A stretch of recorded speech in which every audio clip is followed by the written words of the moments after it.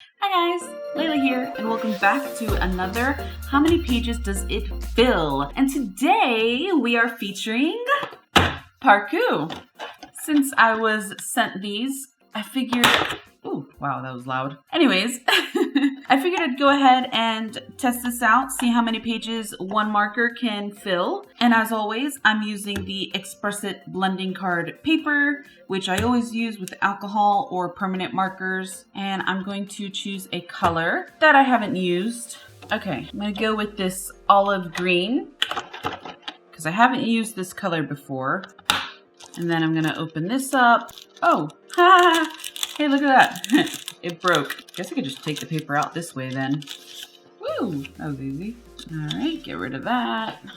And as usual, starting with my border. And I'm a little nervous because this is kind of like a fine tip sort of marker. So I feel like this is going to take a lot longer than my other How Many Pages Does It Fill challenges. So I'm trying to hold the nib at like an angle to sort of get a thicker line, but the only problem with that is that it's harder to control the marker. So I feel like my lines either gap a lot or they overlap the last line made. I'm curious as to how many pages you all think it's gonna last. So definitely leave your guesses in the comments below. I love reading them. And I feel like you guys love guessing them because I get a lot of comments of, oh, I guess, 4 pages. And then when you guys finish them, I get a lot of like edited comments of, oh wow, I was really wrong, or wow, I guessed right. And like y'all are like super happy. Yeah, this is gonna take forever. And like I knew it would take a while, I just didn't think it would be this tedious. And truthfully, it's a little too early to give a good guess for how many pages it's gonna last because I'm still on page 1.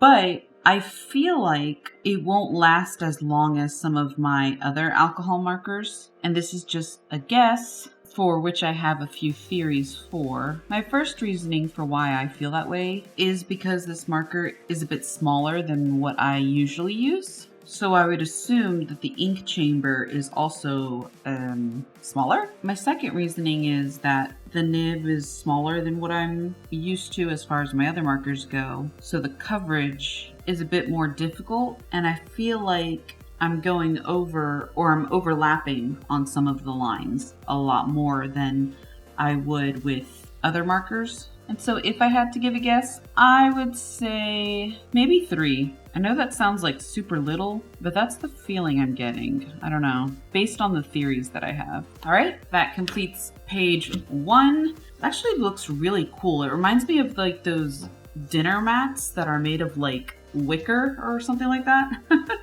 I don't know. I really like the color though, because what I plan on doing with these papers after is reusing them to make like gift tags in time for Christmas. And I feel like this green is really good.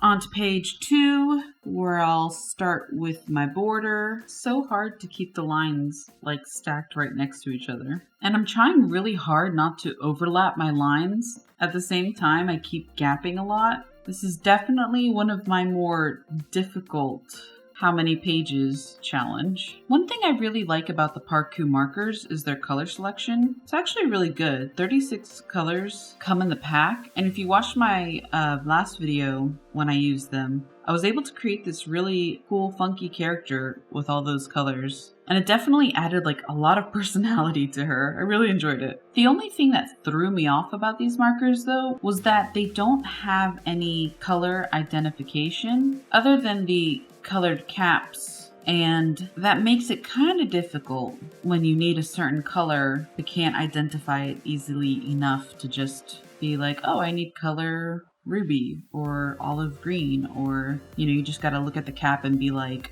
was that the green I was hoping for? Okay, so I'm coming down to the end of this page, and I'm definitely getting some dryness in my nib as I make these lines towards the end, but the color quality is still coming out pretty great. All right, coming down to the last few lines to be made, and that's that. Page 2 is complete, and let's take a look at page 1.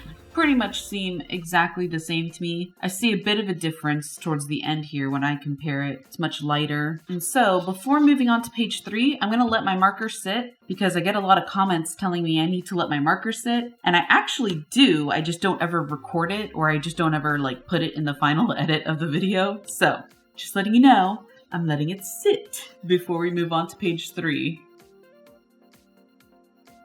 Okay, and I'm back. And it's possible I let this marker rest for like 5 hours. Getting my new paper, page 3, and let's begin. After taking a break for so long though, I came back and the pages kind of reminded me of like seaweed or nori, like the kind you eat. That, and also if I cut it in such a certain way, it could also be grass. So I definitely have a few ideas coming to mind with what I could do with these pages after. I'm gonna try doing the lines this way because I get slightly thicker lines. I was doing this before in the other 2 pages, but I guess I wasn't holding it as well as I should have because it didn't seem like it was working out as well. But holding it the other way is starting to cause a cramp in my hand, and it's hurting kind of bad. Oop, I'm gapping. Let me just cover that up. There we go. There we go. But with the way that it's feeling, I definitely feel that we are coming close to the end. It may fill one more page though. It also kind of looks like bamboo, like a forest of just bamboos. Bamboos, is that the correct way of saying plural bamboo? I don't know. But definitely let me know what you guys think it looks like. I think that's my favorite part of creating these videos, is just reading the comments of people just saying, you know, it kind of looks like this and like that. Some of the most common ones that I've gotten have been, I did the Copic wide, which was a red color. And a lot of the comments were like, it looks like a fence, or it looks like a barn. And I was like, yeah, I can totally see that. And we are done with page 3. Just filling in any little gaps that may have happened. And that's pretty much it. Definitely, I feel you can see the transition. So we had quite nice color here compared to the end. Oh, am I able to like show this? That's pretty cool. So we're definitely fading, but I'm surprised we completely filled page 3. I'm gonna let it rest for just a second. I mean, not literal second, but you know. So you can definitely see the difference. First page, second page, third page. I think it will fill the 4th page. I'm not 100% sure. It may not last to the very end, but we'll see. I'm surprised it filled 3 pages, considering how tiny it is. So I'm gonna shake it. I've been told in the comments that usually shaking the markers helps with the ink. Also, like rubbing it, like heat, you know, gets the last bits of ink to come out. I've gotten a lot of great suggestions from you guys. Oh yeah, I mean, not a huge revival, but definitely a lot more ink coming out than what I was getting towards the end of that last page. I don't know though, it may not fill this entire page. Pressing a little harder just to get the ink to flow a little bit more. Definitely squeaking. Which is normal when you get this dry.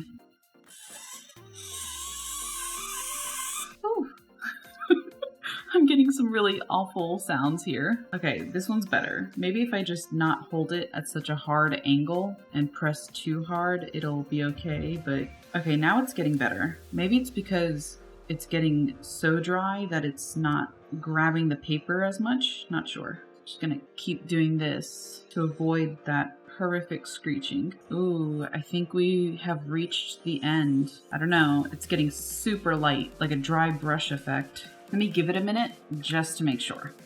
Okay, gave it a few minutes. Let's see. Okay, the ink has come back a bit. Not much, but it's enough. Pretty possible it could fill the entire page. I don't know if this is better or worse than the screeching that I usually get. I'm getting a cool effect though, because it's like skipping across almost. So it's creating these ripples as I go down. Ooh, but that sound is terrible. And it filled. Granted, not, you know, as dark as the other pages, but it filled nonetheless. So, comparison time. First page, second page, third page, and fourth. That's a nice effect. Cool. So let me move on to the next page, page 5, where I feel extremely confident this is the last page. All right, did my border, which honestly was hard to even do that. Oh, I think that's it. I mean, this is generally it. We are pretty dry, my friends. Pretty dry. Yeah, that's pretty much it. I mean, I'm getting a little bit of a dry brush effect, but for the most part, there we go. You can still see it coming out a little bit, but it's extremely light. But I'm going to go ahead and call it. I would say 4 full pages, and I'd probably say 1/4. So a page and a quarter is pretty much the final result. Not too bad. And the nib held up pretty well. It's a very strong nib. And that's that. So we've got page 1, page 2, page 3, 4, and a quarter. So I hope you guys enjoyed this video. I hope it helped you all out. And if you enjoyed this video, maybe comment, like, and subscribe. And I'll see you next time. Thanks, guys. Bye.